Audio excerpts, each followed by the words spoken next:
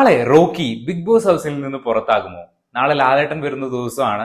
Direct എവിഷനുള്ള സാധ്യതകളും കാര്യങ്ങളും ഒക്കെ ഉണ്ടോ?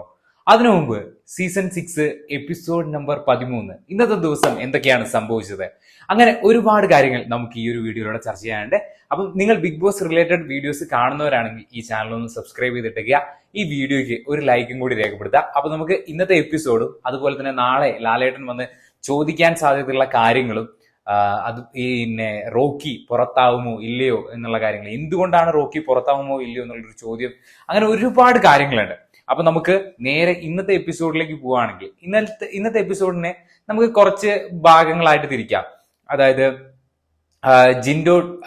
ജിൻഡോയുടെ ടീം, ആ ഒരു ടണൽ ടീം നമ്മുടെ ബിഗ് ബോസ് ഹൗസിന്റെ പവർ ടീമായി മാറിയിരിക്കുകയാണ്.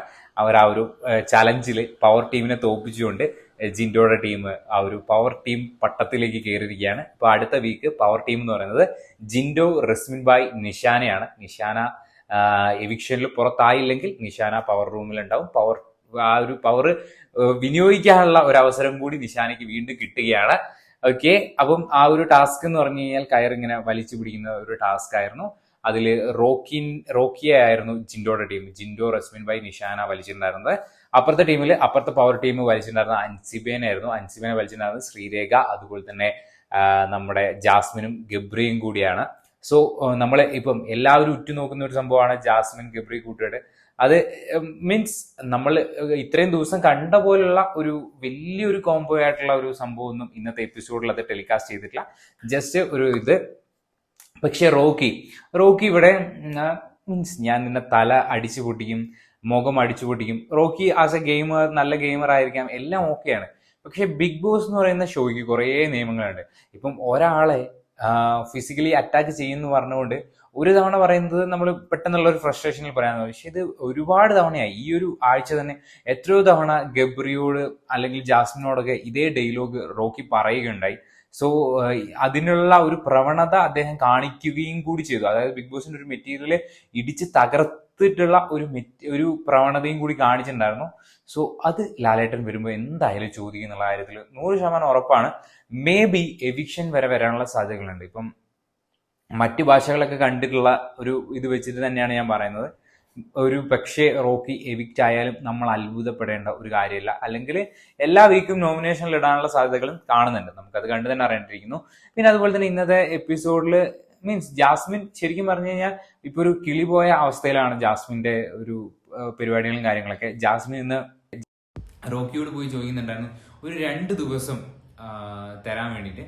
മേ ബി ജാസ്മിനും ഈ ഒരു വീക്കിൽ പുറത്തു പോകാനുള്ള ആകാംക്ഷ ഉണ്ടോ എന്നുള്ളൊരു സംശയം എനിക്കുണ്ട്.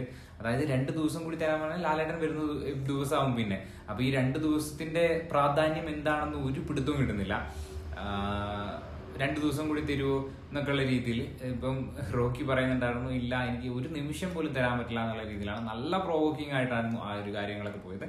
പിന്നെ ഇന്നത്തെ എപ്പിസോഡിലേക്ക് നോക്കുകയാണെങ്കിൽ ഇന്നത്തെ എപ്പിസോഡിൽ നമ്മുടെ പവർ ടീം ഒരാളെ ജയിൽ നോമിനേറ്റ് ചെയ്യാൻ പറഞ്ഞിട്ടുണ്ടായിരുന്നു. ജയിൽ നോമിനേറ്റ് ചെയ്തത് അർജുനെയാണ്. കാര്യമായിട്ടൊന്നും വീട്ടിൽ ചെയ്തിട്ടില്ല, സ്ക്രീൻ സ്പേസും കാര്യങ്ങളൊന്നും ഉണ്ടാക്കിയില്ല. അതുകൊണ്ട് അർജുൻ എന്ന് പറഞ്ഞാൽ എനിക്ക് മനസ്സിലാകുന്നില്ല സുരേഷ് അവരൊക്കെ എന്ത് ചെയ്തിട്ടാണ്. എനിക്ക് ഈ എപ്പിസോഡ് കാണുന്നതുകൊണ്ടാണോ എന്നറിയില്ല. ഇന്നത്തെ എപ്പിസോഡിലാണ് കുറച്ച് കാര്യങ്ങളിൽ ഫസ്റ്റത്തെ ഒരു ഇതിൽ സുരേഷ് എന്ന് പറയുന്ന വ്യക്തിനെ ശരിക്കും കണ്ടത്. ശരിക്കും പറഞ്ഞു കഴിഞ്ഞാൽ അതായത് ഒരു മീൻസ് ഈ ഒരു വീക്കിലൊക്കെ സുരേഷ് എന്ന് പറയുന്ന വ്യക്തിക്ക് എന്താണ് ചെയ്തതെന്ന് എനിക്ക് ഒരു പിടുത്തം കിട്ടുന്നില്ല. ഓക്കെ, അപ്പം അർജുനെ നോമിനേറ്റ് ചെയ്യുന്നു. പിന്നെ അതുപോലെ തന്നെ ഒരാളെ സെലക്ട് ചെയ്യാനും കൂടി പറയുന്നുണ്ടായിരുന്നു. ഒരാളെ സെലക്ട് ചെയ്തത് നമ്മുടെ നിഷാനയാണ്. സോ അർജുനും നിഷാനയാണ് ജയിലിൽ പോയിട്ടുണ്ടായിരുന്നത്. സോ അർജുനെ കാണുന്നില്ല എന്ന് പറഞ്ഞുകൊണ്ടാണോ എന്താണെന്ന് അറിയില്ല. അർജുൻ അതിനൊരു മറുപടി എന്നോണം അടുക്കളയിൽ കയറി പാലൊക്കെ കുടിച്ച് ഒരു മാസ് നടത്തവും കാര്യങ്ങളൊക്കെ നടന്നിട്ടുണ്ടായിരുന്നു. പിന്നെ പവർ ടീമിനെ ഒന്ന് ചൊടിപ്പിച്ചിട്ടുണ്ടായിരുന്നു. മേ ബി അവർ പറഞ്ഞ ആരും കാണുന്നില്ല എന്ന് പറഞ്ഞുകൊണ്ട് അവരൊന്ന് പ്രൊവോക്ക് ചെയ്യുക, ഞാൻ ഇവിടെ തന്നെ ഉണ്ട് എന്ന് കാണിക്കാൻ വേണ്ടി അർജുൻ ചെയ്ത ഒരു സംഭവമായിട്ട് എനിക്ക് തോന്നിയിട്ടുണ്ടായിരുന്നു. പിന്നെ അതുപോലെ തന്നെ ജിൻഡോ ചേട്ടന്റെ ആ ഒരു വിജയത്തിന് ശേഷമുള്ള കരച്ചിലും കാര്യങ്ങളും, അതായത് അദ്ദേഹം പറഞ്ഞൊരു കാര്യമുണ്ട്. അതായത് ഈ 17 പേരും എന്നെ മണ്ടൻ എന്ന് പറയാനുള്ള ഒരു തിലകൻ ചാർത്തി എനിക്ക് ആ ഒരു അവാർഡ് തന്നപ്പോൾ, അതായത് എൻ്റെ അമ്മ എത്രത്തോളം വിഷമിച്ചിട്ടുണ്ടാവും.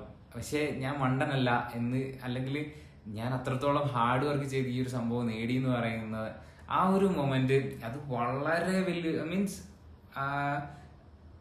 ഭയങ്കരമായിട്ട് നമുക്ക് തന്നെ ഒരു ടച്ച് ചെയ്യുന്ന ഒരു സംഭവമായിരുന്നു ആ ഒരു മൊമെന്റ് എന്ന് പറയുന്നത്, ജിൻഡോ കരയുന്നതും കാര്യങ്ങളൊക്കെ. സോ അത് അത് മൂപ്പര് ഉള്ളി തട്ടി തന്നെയാണ് പറഞ്ഞത്. ആ ഒരു സംഭവം കാണുമ്പോൾ നമുക്ക് ഫീൽ ചെയ്യും. അതായത് അത്രത്തോളം നമുക്കറിയാലോ, നമ്മളിപ്പം ഒരു സദസ്സിൽ വെച്ചിട്ട് മണ്ടൻ എന്ന് പറയുന്ന ഒരു അവാർഡും കാര്യങ്ങളൊക്കെ കിട്ടുന്നു. നമ്മളെല്ലാം വിചാരിച്ച ഒരു വ്യക്തിയിൽ നിന്ന് അദ്ദേഹത്തിന്റെ ഒരു കംപ്ലീറ്റ്ലി എൻറ്റയർലി ഡിഫറെന്റ് ജിൻഡോ തന്നെയാണ് ഈ ഒരു ഗെയിമിൽ. ഫുൾ ഓൺ ഫുൾ പവറാണ് കേട്ടോ. നമ്മൾ ഗെയിം കളിക്കാൻ അറിയില്ല എന്നൊക്കെ പറഞ്ഞ് ഇതാക്കിയാലും പുള്ളി വേറെ വൈബാണ്, വേറെ ഗെയിമാണ്, ഒരു രക്ഷയില്ല. എനിക്ക് ഭയങ്കര ഇഷ്ടപ്പെട്ടു. ഇന്നത്തെ ഒരു സംഭവം കൂടി കഴിഞ്ഞപ്പോൾ ഭയങ്കരമായിട്ട് ഇഷ്ടപ്പെട്ടു. ഓക്കെ, പിന്നെ അർജുൻ ആ ഒരു പാല് കുടിക്കുന്നു, പവർ ടീം അതിനും എന്തൊരു ശിക്ഷ കൊടുക്കണം എന്നുള്ള രീതിയിൽ ഗബ്രി പറയുന്നുണ്ടായിരുന്നു. അതിൻ്റെ ഇടയിലും ഗബ്രിയും റോക്കിയും തമ്മിലുള്ള വാക്ക് തർക്കങ്ങളും കാര്യങ്ങളൊക്കെ ഉണ്ടായിരുന്നു. സോ ഇന്നത്തെ എപ്പിസോഡിലെ പ്രധാന ഹൈലൈറ്റ് മൊമെന്റ്സ് ഇത്ര തന്നെ ഉണ്ടായിരുന്നുള്ളൂ. പിന്നെ അർജുനും നിഷാനയും ജയിലിൽ പോകുന്നതും അവര് ആ ഒരു ഡ്രസ്സ് മുഴുവൻ തേച്ചു കൊടുക്കാനാണ് ബിഗ് ബോസ് അവർക്ക് ശിക്ഷ കൊടുത്തിട്ടുണ്ടായിരുന്നത്. ബാക്കിയുള്ള കണ്ടസ്റ്റന്റിന്റെ ഡ്രസ്സ് മുഴുവൻ തേച്ചു കൊടുക്കാൻ, അതിനകത്ത് ബ്രെഡൊക്കെ പൊരിച്ച് തിന്നതൊക്കെയാണ് ഇന്നത്തെ എപ്പിസോഡിൽ കാണുന്നത്.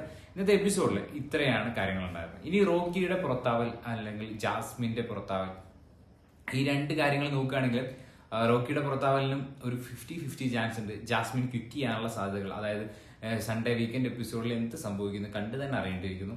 സോ അതിനുള്ള സാധ്യതകളും ഞാൻ കാണുന്നത്. അതായത് 2 ദിവസം കൂടിയാണ് ചോദിച്ചത്. ഈ 2 ദിവസം കഴിഞ്ഞിട്ട് എന്താണ് തീരുമാനിച്ചില്ലെന്ന് അറിയില്ലല്ലോ, പുറത്തു പോകാനാണ് എന്താണ് സംഭവം എന്നറിയില്ല. സോ അതും ഉണ്ടായിരുന്നു.